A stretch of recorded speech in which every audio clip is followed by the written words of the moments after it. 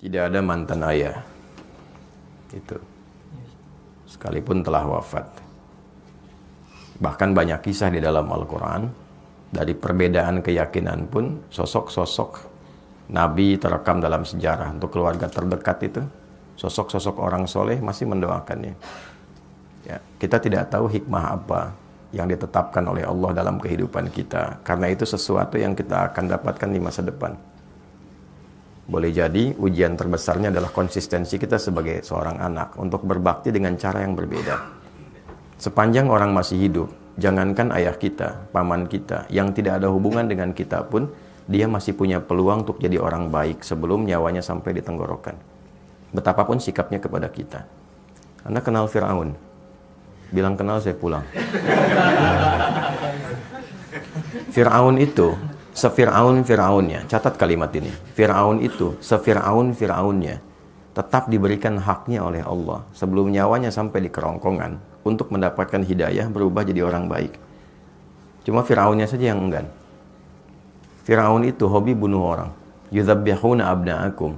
Dan caranya mengeksekusinya dari bayi itu sudah dibawa oleh algojonya, dibanting, digorok berkali-kali sampai wafat di depan ibu yang baru melahirkannya. Memperbudak mengaku Tuhan, ana rabbukumul a'la. Dengan semua perbuatan itu, ia tetap mendapatkan haknya supaya mendapatkan cahaya hidayah hingga nyawanya sampai di kerongkongan. Ada doa yang disampaikan Nabi Musa untuk menghadap kepadanya, dikirimkan Harun untuk menemaninya, diberikan tanda-tanda kebaikan sampai ke ujungnya. Saya tanya, apakah ayah pernah bersikap seperti Firaun? Mengaku Tuhan? Tidak, pernah bunuh orang. Ayah Anda tidak mengerjakan apa yang Firaun lakukan. Maka sepanjang ia tetap sebagai ayah Anda, minimal kita doakan. Itu hal terbaik yang mungkin, itulah yang bisa memberikan pengabulan doa dan jalan keluar dari apa yang kita rasakan selama ini. Untuk berdamai dengan nafsu kita, setidaknya melatih dengan doa terhadap hal-hal, sosok-sosok yang mungkin selama ini tidak ideal bagi kita. Dan itulah kehebatan dari Islam. Ketika mampu mengolah nafsu untuk bahkan mendoakan kepada orang yang menyakiti kita. Hadisnya jelas. Doakan bahkan orang yang mendolimimu, yang nggak kenal aja mendolimi. Nabi mengajak kita minimal mendoakannya. Umar itu kan masuk Islam ya karena doa Nabi kan. Umar itu kerasnya luar biasa. Dan cita-cita terbesarnya saat itu sebelum masuk Islam membunuh Nabi. Tangannya sudah terhunus pedang, mencari Nabi. Tapi dengan doa Nabi lembut hatinya. Dan ternyata masuk Islam dan pembela luar biasa. Sepanjang Anda masih hidup, ayah Anda hidup ataupun telah wafat, ya masih punya kita satu kewajiban minimal dengan doa. Kalau Anda bisa menaklukkan keadaan diri kita itu, nanti penaklukan terhadap nafsu yang paling tinggi itu akan berpengaruh kepada nafsu yang lainnya. Untuk bisa mengendalikan hal terakhir yang mungkin tadi Anda katakan. Itu satu terkait dengan ayah. Yang kedua terkait dengan ibu. Kemuliaannya bahkan 3 kali disebutkan dalam hadis. Menjadi pembuka dalam ayat yang ibu disebutkan, ayah tadi disebutkan. Wassaynal insana biwalidayhi hamalathu ummuh. Abunya nggak disebutkan. Aku wasiatkan pada anak untuk meningkatkan baktimu kepada ibumu, kepada kedua orang tuamu, khususnya ibu yang telah mengandungmu, telah menyapihmu, memberikan ASI sampai menyapih merawatmu. Maksud saya apa? Kecintaan Anda kepada ibu untuk berangkat bekerja, jangan menghilangkan niat baktimu kepada ibundamu. Paham ya maksudnya? Oke. Kalau paham maksudnya begini. Berangkat itu bukan sekedar cari uang untuk ibu. Karena hakikatnya orang tua itu tidak bahagia dengan pemberian uang. Mereka nggak menuntut pemberian uang. Kalau Anda sudah menikah ataupun berjalan sekarang ini, demi Allah saya katakan, ibu itu, ayah itu pada fitrah tertingginya, bahagianya itu ketika melihat kita senang. Bukan melihat banyak uang. Dengar aja kamu sehat, telepon, sehat mah, senang, itu bahagia dan luar biasa. Gitu. Dan tidak menuntut balas untuk diberikan imbalan dunia.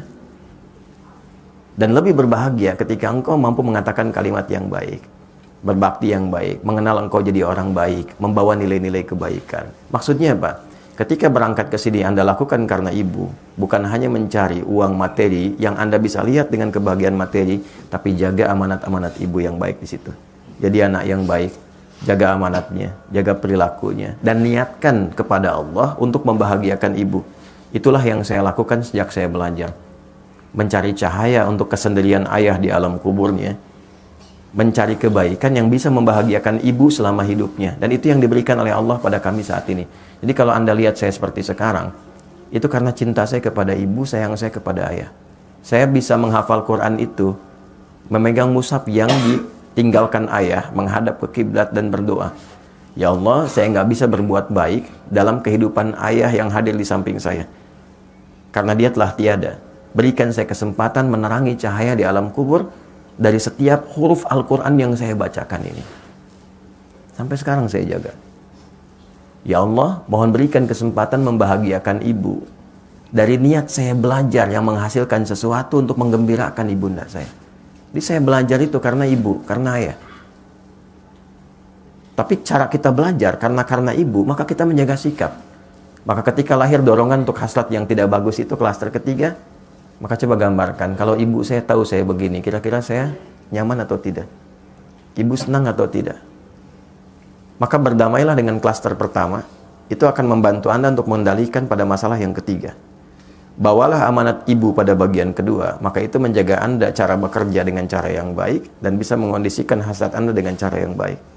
Dan yang ketiga, sebelum sampai kepada bab nikah, sebetulnya ada bab siam, ada bab puasa. Ya, ya ma'syarasy syabab, man istata'a minkumul ba'ata falyatazawwaj, fa in lam yastati' fa 'alaihi bis-siyam. Duhai para pemuda, para pemudi, jika tiba muncul puncak hasratmu secara biologis yang tidak mudah mengendalikannya, Nabi sudah antisipasi itu 15 abad lalu. Maka berusahalah untuk menikah. Kalaupun belum ada kemampuan untuk itu, bukan hanya kemampuan material, ya, kemampuan emosional, kemampuan memanage waktu dan seterusnya, maka fa'alaihi bisyam, paksakan dirimu untuk melatih puasa. Puasa. Ya, puasa itu paling efektif. Puasa itu meningkatkan taat, mencegah maksiat. Ketika Anda melakukan tindakan itu untuk memuaskan hasrat, tapi ketika sedang puasa, itu Anda tahan. Minimal takut batal puasanya. Nah, terus melatih itu sampai kemudian ada pengendalian yang terbiasa walaupun tanpa puasa. Lakukan itu di awal dulu demikian. Puasa, puasa, puasa. Sebulan penuh puasa. Untuk Ramadan kan? Nah, waktu Ramadan kan tidak dikerjakan. Kenapa? Saat puasa kan? Nah, maka bawa itu dalam kondisi sekarang ini. Walaupun tidak Ramadan. Senin dulu, Kamis dulu, latihan. Dengan 2 tadi tambahkan. 1 klaster pertama berdamai dengan masalah awal Anda. Yang terakhir bawa niat-niat yang baik untuk ibu Anda. Kemudian berlatih puasa. Sampai punya kematangan itu. Sampai menemukan jodoh yang terbaik.